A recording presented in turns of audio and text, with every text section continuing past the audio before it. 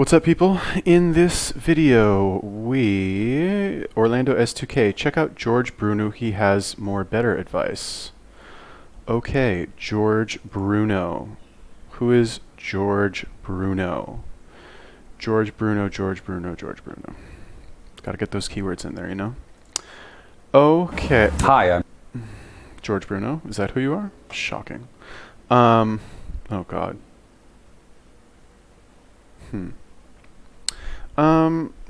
19 minutes? Bocce ball, Kings of the Court, Melbourne Beach. Yeah, definitely take advice from this guy. No, I'm joking. He's a genius. Women want a rock. They don't want to be the rock. Crack rock? Alright, I'm done joking. I guess we'll watch this. I can watch this at double speed. That's so boring, though. Dominate, don't compete with other men. Dominate the woman. Which one should I do?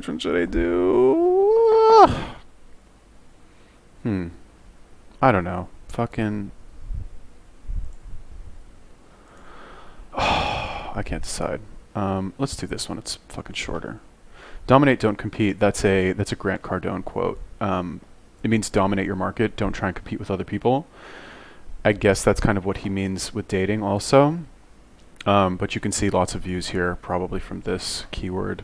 I wonder if he used Grant Cardone in the tags. Anyway, if you guys have any other recommendations for videos or YouTubers like George Bruno, let me know. Leave me a comment. Hey there. Hey there. Here we go. Couple quick thoughts. If you're not following me on Twitter, I would highly recommend it. A lot of my thoughts go down on Twitter, and I experiment with a lot of concepts there. So check that out. This morning, one of the things I tweeted, and it's at George Bruno on Twitter. One of the things I tweeted this morning was about never compete with another man for a woman. You never want to get into that whole competition thing. I have the same idea when it comes to business, to dominate but not compete. And I've entitled this talk, How to Dominate a Woman. And I know what some people are going to be thinking already. They're going to think one of two things. One, the whole domination thing, the tying people up, kind of 50 Shades of Grey. Sorry to disappoint you. That's not what I'm talking about. And then, of course, the feminists are going to say, dominating, you want to make a marital slave. You want to be a marital, what would be the word? Like a dictator. Sorry.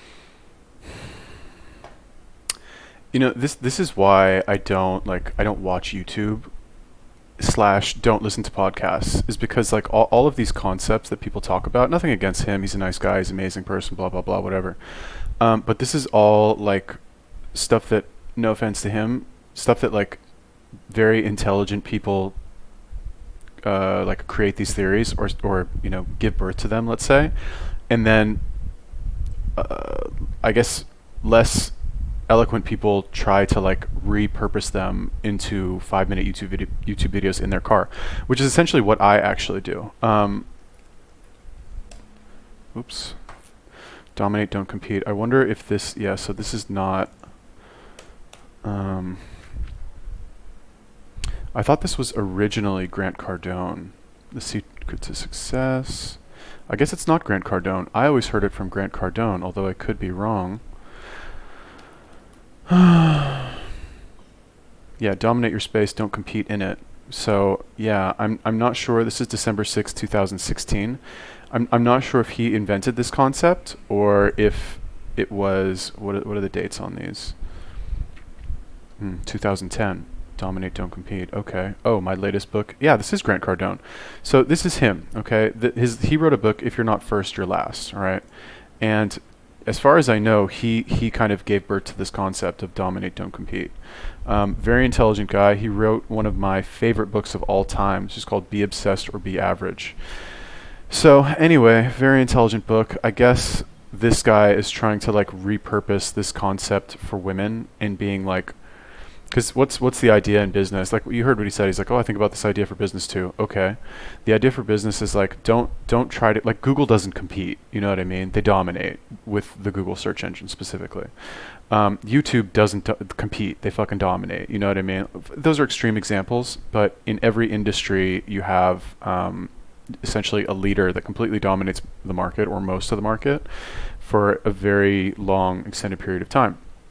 If you how can you like apply this to women? I'm not really sure. Like, how would you dominate your market of women? I don't know. I don't know. It seems like he's kind of stretching it a little bit. It kind of sounds like some married red pill stuff. Like if you're married, you have to dominate your wife and basically not be a little bitch when she does crazy shit. I think that's where he's going with this, but he does talk about not competing with other men, so maybe not.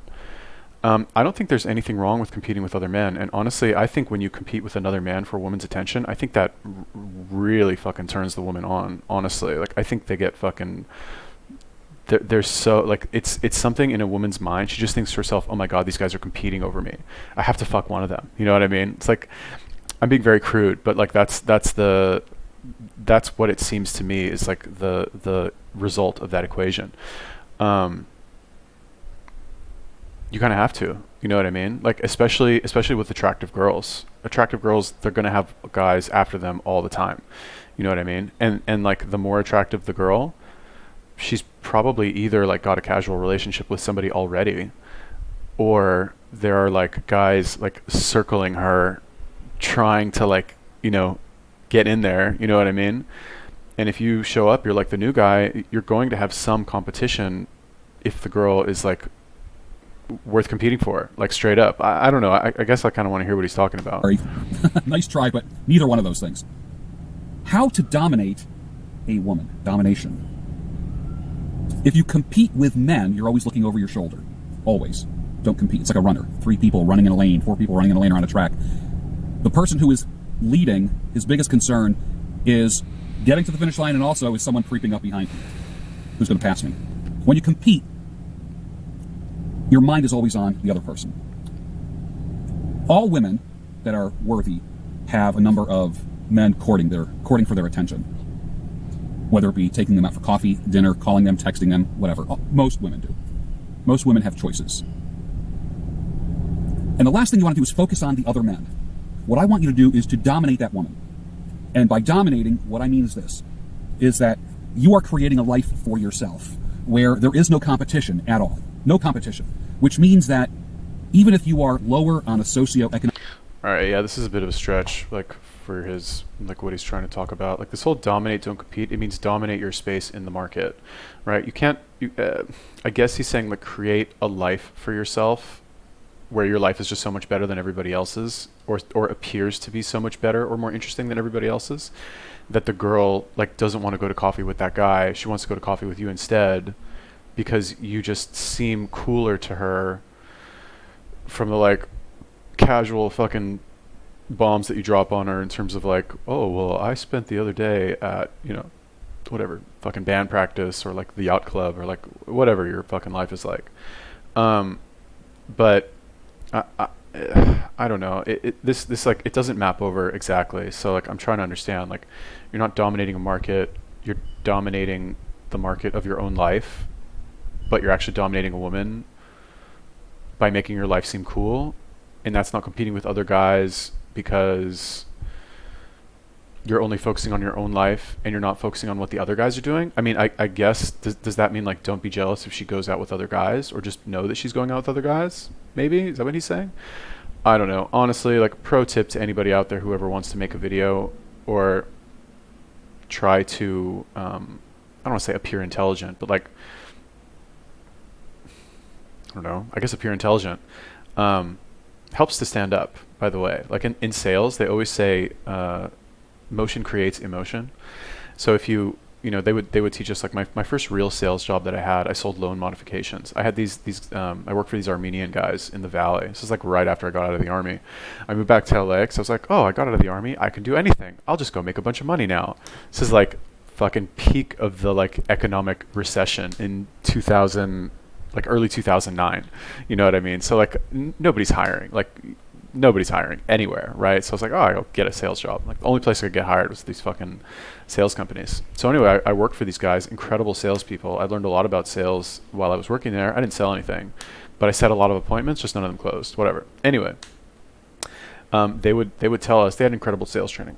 Oh, they would tell us that as soon as somebody answered the phone, to stand up immediately, right? Like actually stand up immediately and do your pitch while standing up. So, and there was a noticeable difference, even during the training, even when we were training and it was your turn to like practice pitching, you had to stand up. It was incredible training. Like probably, I don't want to say the best sales training I've ever had, but very thorough sales training for a telemarketing office, essentially. Like I've never been trained like that before with telemarketing, like ever. But anyway, what does that have to do with this? Nothing really. What's this guy's name? George Bruno. Yeah, man, I don't know. Like, I don't know. Where are you going with this? What's going on here? Economic scale, and the other guy or guys vying for her time are doctors, lawyers, high-paid professionals. Many times that makes a man feel like he doesn't stand a chance. And let me show you how you can stand a chance. You live your life in abundance, in joy, happiness. You are content. And you invite her into your domain, which, think about it, a domain is a kingdom, the domain of the king. What you're not doing is becoming a dictator. What you're not doing is becoming bossy. What you are doing is inviting her into your domain. That is dominating, but it's not tying up. It's not being a cruel master. It's inviting her in to live. All right, he's just saying basically have your own life where you have like stuff going on. You don't just like play video games all day, and invite her to do things where you have, I guess, situational confidence is the best way to explain that. Like they say, there's one pickup instructor. His name is Luke. He's an RSD instructor, and he talks about like one of the things that he said that stuck in my mind is that if you success is not about variety, right? Success is like picking a location and going there every single day, right? The example that he gives is that like he'll wake up in the morning and go to Starbucks, right? And even if there's a line at Starbucks, the cash register, the cashiers, they'll give him what he always orders immediately, skipping the line completely, just because he goes there every day and he says, he jokes around with them, whatever, he gets the same thing every day. So when let's say he takes a girl there to Starbucks, she sees that he's like the man at Starbucks or whatever, he like gets preferential treatment at Starbucks, that like I guess implies that he's like dominating his domain, whatever. It's like however you want to phrase that, right? And like if you go to the same Starbucks every day, you go to the same restaurant or the same couple restaurants where you have pre-existing relationships like that, or you have some sort of hobby or fucking you do something where you're like always in these situations where people know who you are, they give you preferential treatment because you go there all the time, that's good because it makes you look like the man. You have, like I said, situational confidence. I guess that's what he's saying, I guess. So as far as like competing with other men in terms of like they're doctors or lawyers and like you try to outspend them or something, like honestly, in my experience, what I've noticed is that the less I spend on a date, the better the date goes for me in terms of like, I don't want to say the end of the date, but like, I guess what it really is the less money the girl actually watches me spend, the better. Right, because like what I used to do when I lived in Tel Aviv is I used to live like 5 minutes from the beach, and what I would do is I would I'd meet a girl, get her number, and then I'd call her and like we'd make plans, be like, oh yeah, what are you doing, blah blah, and I'd be like, let's meet me 7:00, and I would have her meet me like on the corner, like where my apartment was, right. This is like my whole I'm gonna give you guys my strategy right now. It was really good. I had it down to a science. All right, so anyway, I have her meet me on the corner, right. Like literally like fucking 10 meters from my place. And we'd meet there and she'd be like, okay, what are we doing? Like a little kind of nervous, right? And I'd be like, oh yeah, don't worry about it. It's a surprise, but I just have to grab one. I have to get a bag from my apartment. Just come with me really quick. 2 seconds, we'll be in and out, right? So that way, like I've already, so the idea like with pickup is that like, if a girl goes back to your place, she knows like what's going to happen, right? She's not like, some girls will go back and like, kind of like not if she goes back to your place, she knows you're probably gonna try to have sex there at least, right? So a lot of girls will kind of avoid that situation because they don't want to be put in that awkward situation, because in general, like, a lot of girls don't want to have sex on the first date, just because, quote unquote, having sex on the first date is like, means they're a slut or something, or means they give it up too fast, or maybe she really likes you and she wants to get, or she doesn't know about you, she wants to get to know you a little bit first. Fine, whatever. But by kind of like it, so the idea is that by casually exposing her to your room and where you live, it kind of desensitizes her to actually going there, because you automatically get her like inside your apartment immediately without having it become this big deal. You say like, oh, we're just going to be there for 2 seconds. I guess I just got to grab one thing really quick. You know what I mean? So anyway, that was like my little plan with that. So we'd go into my place. I actually would have a bag that I needed to get for our date. And what I would do is I would pack a bed sheet and a bottle of wine and like some crackers or something, and like a candle or a couple candles. You know what I mean? And some chocolate and like some snacks, whatever. It was like a little picnic mix, whatever. Entire thing probably cost me under $20. And then what we would do, because I live 5 minutes from the beach, we would walk down to the beach, and I would spread out the sheet, light the candles, open the bottle of wine, and we would have like, you know, a glass or two of wine while we talked, got to know each other. And honestly, there was not one time that this went badly or like blew up in my face. Like, not a single time. They were always impressed by it. I always got a better result than if I had like gone to a bar and fucking dropped a bunch of money on fucking buying overpriced drinks in like a loud place with a bunch of dumb shit going on. It was the perfect little system that I had to like progress things. You know what I mean? So was that like dominating my situation? I guess you could say that, maybe. But in my opinion, like I said, you know, it really just comes down to, you know, if you spend money in front of a girl, it not that she like sees that as like low value, but the implication is that you're kind of just like you're paying for her time, basically, right? Now, if it's my friends, I don't mind to pay for my friends, but if it's some girl that I just met, like, why would I pay for this person's meal? You know, oh, it's the gentlemanly thing to do, it's the manly thing to do. You know, okay, you could make that argument. And I guess it does depend on the girl, right? If I'm like some like smoking hot girl who's like used to guys paying for her all the time, I mean, I'm not going to be like, you know, take her to a nice place, like, okay, you know, your salad was $35. Do you have $70? Like, no, okay, of course not. Not that I would go to a place that expensive anyway. But the point is that it's very easy to avoid all that by just like planning a very simple date that doesn't cost a lot of money and shows that you actually put a little bit of thought into it, which they actually like more. I mean, some girls, they want you to spend money. They like, it's like a requirement of theirs. Like, you don't like them unless you spend money. It's mainly, I've seen that like with Russian girls, a little bit more focused on how much money you spend on them. But whatever, you know, so far I haven't had anybody complain about the beach picnic. So in the realm in which you are a king, what woman wouldn't want to be part of that? If you are in charge of yourself, you're pursuing excellence, you invite her in. If she walks forward, walks towards you, it's a no-brainer. If she doesn't, all the work in the world that you do will not draw her in. Think about it. Don't you want a willing partner? Don't you want someone who wants to be part of your life, and vice versa? That's kind of the neat thing about dominating somebody. Dominate the woman, don't compete with other men for that woman. That was a thought that I had today. What are your... Great thought, dog. He's a nice guy. He's got essentially like got the right idea. Like, I'm just such an asshole at this point. I do 8 review videos a day. Like, it's my job to like fucking pick people apart about anything, right? But that said, one of the reasons why I don't like anything really, any of this like advice or very few types of advice that I actually like, is because it's so vague. There's no, and I know he wanted to make like a 5-minute video in his car before he like whatever went to the gym or whatever he's doing right now. But like there's no specific advice in here about what to do. Like, anybody who watched this, like, did you get anything out of this? Like, dominate, don't compete, you know, invite the woman into your realm is a kingdom, don't compete with doctors and lawyers. Like, not a lot of actionable advice in here. And honestly, it's really kind of just the same like red pill fucking concepts that like you browse Reddit for like a day and you learn all this shit. Like, where's the new stuff? Where's the like ingenuity here? You know what I mean? If, for example, he had said, and I'm a huge asshole for like ever recommending that anybody change anything about the way they talk, but If he had said, for example, like what I said, like go to the same fucking Starbucks every day so people know you there, and then take a girl there, right? That's like part of creating your kingdom, you know. And when you have, what's wrong with my fucking? Oh, that's his car.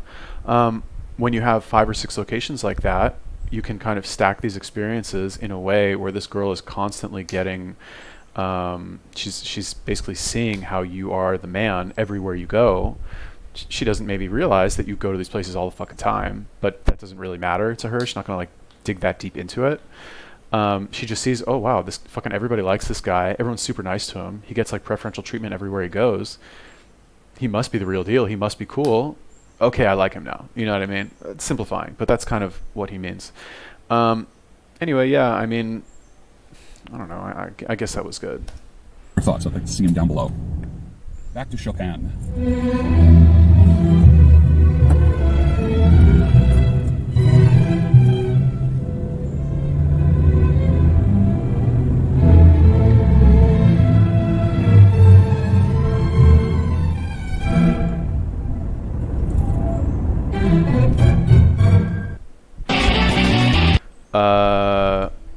Again, I'm not saying this guy doesn't have good advice, but like,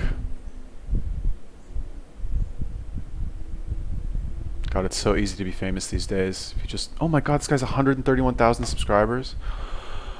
Oh, what am I doing with my life? My God, I guess honestly, like, I don't know. You just repeat what other people are saying, I guess. Like, when was this published? Oh my God, this was like a fucking week ago. These concepts are old, you know? Like, this is not new material. These are not like novel concepts. It's not even like said really that well. Is this just like, I wonder, like, once you get, like, what's the tipping point in terms of fame and notoriety? Where like you can make a video and like not even really make any sense and just like talk about vague general concepts, and then have like 20% of your video be like you driving in your car in your neighborhood, like listening to fucking classical music, and you'll get 500 comments on it. Like, what's the tipping point for that level of fucking like easy life-ness, you know? Because like I make all these review videos and I enjoy it, it's fun, but if I have 150,000 subscribers, am I gonna keep making 8 review videos a day? Probably not. I'll probably also fucking make a fucking lazy ass 5-minute video in my car.